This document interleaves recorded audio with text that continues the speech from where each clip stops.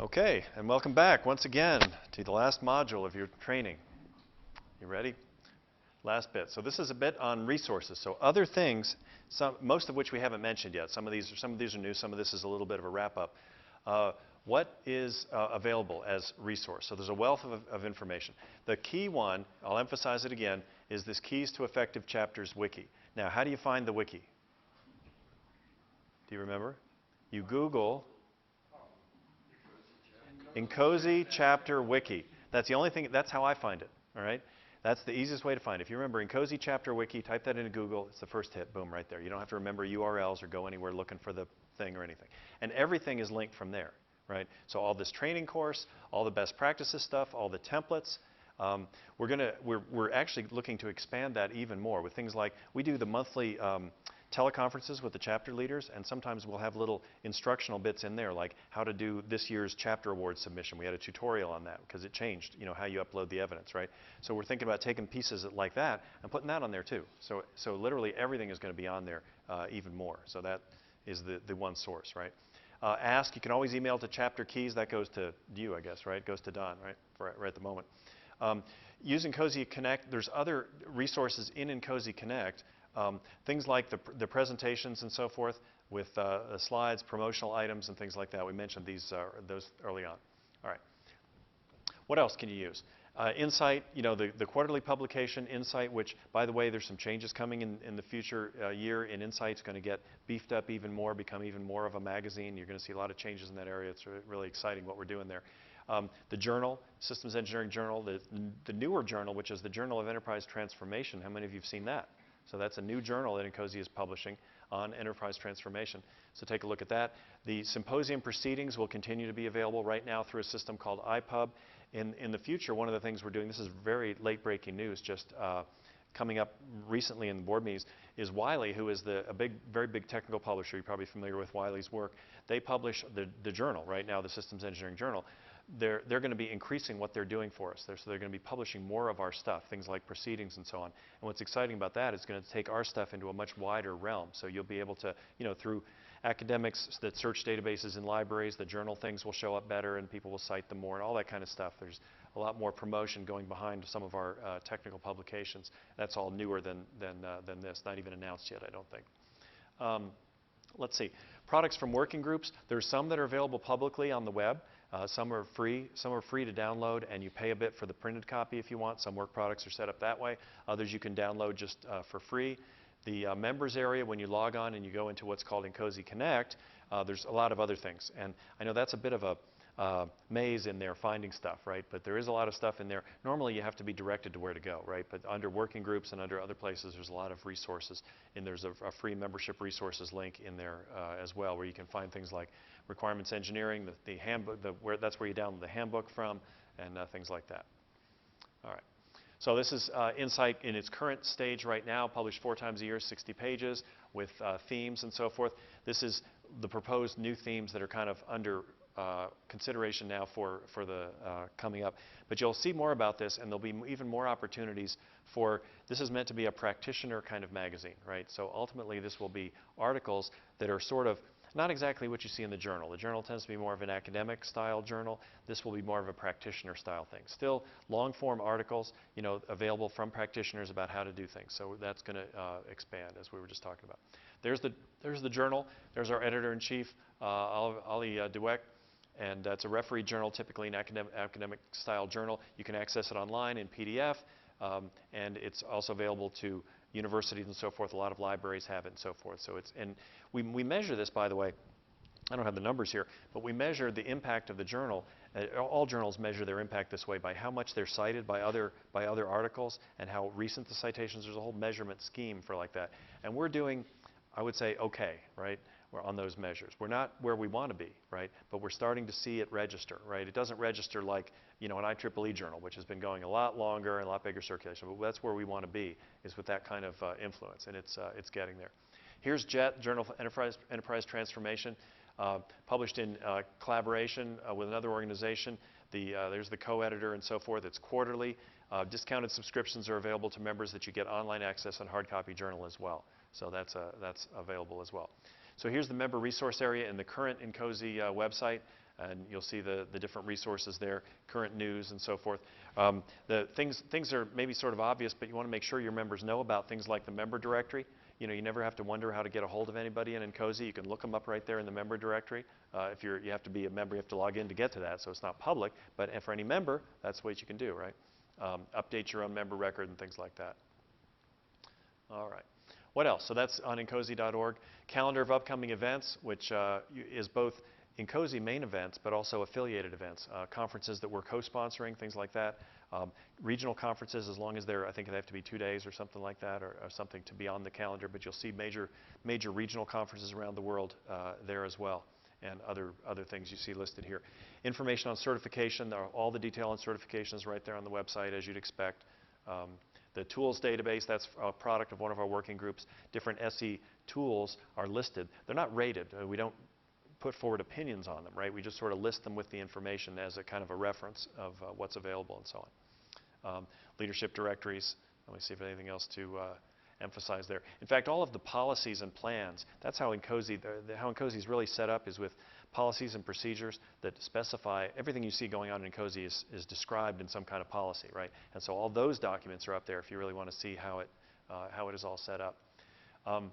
INCOSE Connect, again, there's a scheme for a successor to the current Connect that's coming probably in the next year that you'll hear more about. But for now, this is what we have, and this is the thing. So the members area will have publications, latest issues, the publication iPub, which has things like the proceedings from past conferences and things like that.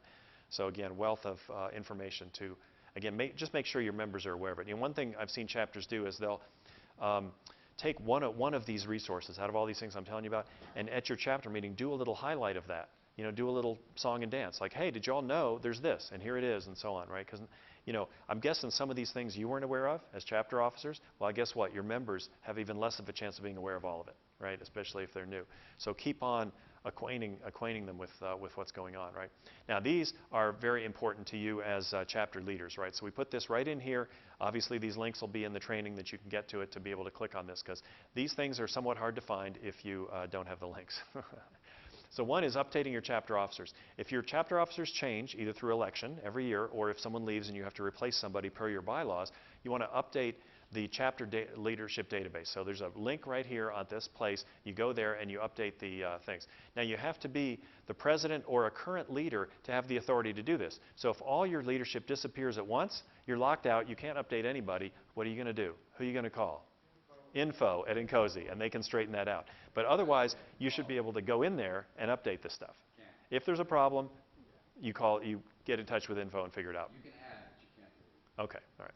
So why is that important? Well, that's very important to me because I have email lists that track chapter officers, and that's how I communicate with chapter officers. How you get on that list is you get put in here. If you're not in here, you don't get my communications or really any other communications, right? So you're kind of out in the cold if you're not updated. That's a reason to do that. And we sometimes worry that some of our emails aren't reaching the right people because if they're not updated in here, they're not getting our messages, right? So that's for your officers, right? Now, to update your own record, you'd say, well, my email changed, and then you got the wrong email for me, so please change it. Well, no, you change it yourself. And this is for you as a member or any member. So this is for any INCOSE member. They go there, member resources, view update record, you enter your information, right? That's how you update your email address, your phone number, your title, any of that kind of stuff. That's where you do that. That's self-serve. So you want to make sure your members know about that, right? They shouldn't. You have the same problem I do, right? If your members change their email address, you're emailing to some email list. They're not getting it, right? So you want to make sure they're updating their email address in here. That's how you get the update when you pull the new membership list for your chapter, right? Now, by the way, on this subject of email, this is worth noting. Chapters kind of handle it different ways. There's basically 3 different options for how you manage email communication with your chapter members. One is you just take the INCOSE membership list of your chapter and you just email to that. That's one approach, right? Now, good and bad of that. Good is it's maintained automatically, right? INCOSE maintains that for you. What's the bad? The bad is that if someone's not a current member, they're not getting your emails. So if somebody lapsed, you might want to keep emailing them to let them know about stuff. They'll drop off that list at some point. Right? So the second approach, let me just finish. Go ahead. All right. Well, I was going to say, on that chapter affiliation, what we have seen is as people renew, sometimes their chapter affiliation gets changed back to at large, rather Oh, okay, that's interesting. Yeah. So I hope that's not happening members automatically. Yeah, taking on- that make sure that's right. I didn't mention that, but this is also how you join or leave a chapter, right? You update your member record and you just pick the chapter you want to be a member of. So if you're right, if somebody doesn't do that or somehow it gets reset to at large, they drop off your chapter specific list. So what sometimes we do, and I can help you do this if this is hard to, if you can't do this already, is to look for, you might say, show me all the people who are at large in my geography. That may have just accidentally not been joined to my chapter, right? And you may want to do that and reach out. Turn out to be not that as many as you think of that, but there can be a few that you may want to reach out to. All right. Now, where was I? Email, right? So one approach is use the INCOSE list. Approach number 2 is maintain your own email list of people that you keep in touch with in your chapter, right? And therefore, you have to maintain that somehow yourself. Whether you're using, I don't know, Yahoo groups or Gmail groups or some other email construct or whatever, you can do that, right? Now, downside there is you have to manually update that from the INCOSE list to get your new members, right? But the advantage is you also maintain people that you just want to have hanging around that aren't members, maybe that you're promoting to or you're trying to get them as members and stuff like that. The third approach, obviously, is to use a hybrid of the two, right? You sort of have both components. You have here's the INCOSE member list, and I use that, and I also maintain a list of interested people around that have maybe visited a meeting but aren't members yet, want to keep promoting to them. And a lot of the big successful chapters maintain that kind of dual thing, and they merge them together, they use it together, and so on. Find some geek in your chapter who loves email and how to do all that, and they can handle all that for you. They know all about that stuff. So anyway, I mentioned that. All right. Resources. Obviously, the sector director. Nothing should prevent you from emailing the sector director. And if you email the sector director and you don't get a satisfactory answer, email the sector director again, I would recommend, right? And if you do that a couple times, you still don't get an answer, then you got to go somewhere else and find out what's wrong. But hopefully the sector directors are responsive. And the assistant directors, if you know your assistant director, you can go right to them also for help, and that's fine. Effective chapter wikis, quick quiz. How do you find the chapter wiki site? Google, what? INCOSE chapter wiki. All right, I should be able to wake you out of a deep sleep, and you should be able to say INCOSE chapter wiki. That's how I get there. All right, that's the one thing you'll remember out of all this. All right, a real-time chapter membership roster database, that's downloadable for chapter officers from the Connect site. You probably know how to get to that, or you should. Global Meet, we talked about Global Meet. Any questions on that, get help, but that's available to you in chapter for any kind of meetings in your chapter. Your public websites, right now you have 2 choices for your chapter website. Again, you probably know this in your chapter, but just to let you know, one choice is to create your chapter website any way you want, using Google Sites, using some other mechanism anywhere out there. You're free to do that. Get your own domain name if you want. Many chapters have their own domain name, like incosewma.org or whatever you choose, right? Or you can create your website on the INCOSE infrastructure. Now, there's something built into the incose.org site to build your website. Some of your websites may be maintained that way. New chapters won't be using this anymore because we're revamping our whole IT infrastructure, so we're not going to create any new sites on the old infrastructure. The new infrastructure is coming soon, so if you don't have a website, or if you have a website that's kind of dead or stuck, what I mean by that is it's there, but you can't update it because the person left and you don't have the password and it's gone, and there's chapters that have weirdness like that. Then hang in there for just a very short time and we'll have a new infrastructure for you to create a new site on. All right, it's close enough that I would say don't create your site another way as an interim, okay? Wait for that. Now, if your site's already created in another way, that's fine. You can stay with that. That's okay. Question on that? 3 to 6 months or what? Something like that, yeah. I mean, we don't have a firm timeline, but it's coming along. Now, If you have an existing site and it's in Drupal or one of the other, will it be able to be? you can move it. You can move it to the new thing. It won't be totally automatic because there's different technologies. Or you can keep it where it is. You don't have to move into the new technology. Some of the bigger chapters have very elaborate sites that they maintain their own way, and that's completely fine. So that's what's going on with that. Now, if I were running a chapter and I were stuck, even for 3 months or whatever, I think I'd still go to Google Sites or something and create a simple one-page website for my chapter. And it could take 10 minutes. And you just put, here's the next event, here's the officers, here's a couple of contacts, boom, take that URL, whatever it is, and send it into info so it can get up on the INCOSE website. It's better than them going to the INCOSE website, clicking on your chapter, and going to a website that's 2 years old. That's long outdated. It just gives a real bad impression of the chapter. Even it may be very active, but if the next event on your website is 3 months ago or a year ago, it doesn't look good, right? So I would do that as a stopgap. Just that's the way I would handle things. But eventually, you're going to have this new technology. All right. And that's what I consider a minimum is, your website basically needs to have, here's the next event. In fact, I invented a metric. I'll tell you about this one. It's kind of worth a minute, right? It's called NADA, right? Have you seen this? NADA is the next available date age, all right? And what that means is if I go to your chapter website and I say, how far in the future, in days, is the farthest out event that you're listing? And for it to count, an event has to have a date, a location, and a program of some kind of topic or something, right? And whatever that is. So how many days out is it, right? So what do you suppose the typical NADA measure is for most chapters? Guess what the average is across all the chapters in the Americas? It's a minus something, yeah. And that's skewed a little bit because there's a few chapters that have a really, really old, like it's years old. So that skews the measure a little bit, right? But what you'd like that number to be positive, right? Okay, positive means I'm at least promoting a future event. I'm not promoting a past event, right? I'd like to see it at around 45, which typically would mean you have one event posted and you have one more future event posted after that. That's what's on your website. I mean, you can have more. You can have more into the future. That's great, right? But at least that. You don't want to say, come to our next exciting event, and the date is 3 months ago. It just looks like the chapter's kind of dead, All right. So yeah, I've been sometimes measuring this and doing spreadsheets and analysis. It's kind of funny. All right. Anyway, we're all about measures in systems engineering, aren't we? All right. So let me just finish up here with the training, the last little section on events. So Global Meet, we mentioned this already. So you've seen the detail on Global Meet, but don't forget about that to do it. There's your reserve and so forth. The activity level. This looks familiar. Did we already do this slide? Have you seen this slide before? I'm not sure. All right. No, it has a similar artwork. Sorry. All right, my fault. So regular meetings are the lifeblood, as we've said before. The International Symposium, the workshop we've mentioned, the working groups. So all of these are things you can get involved in. Regional conferences, I'm ticking these off because we've talked about these. Professional networking.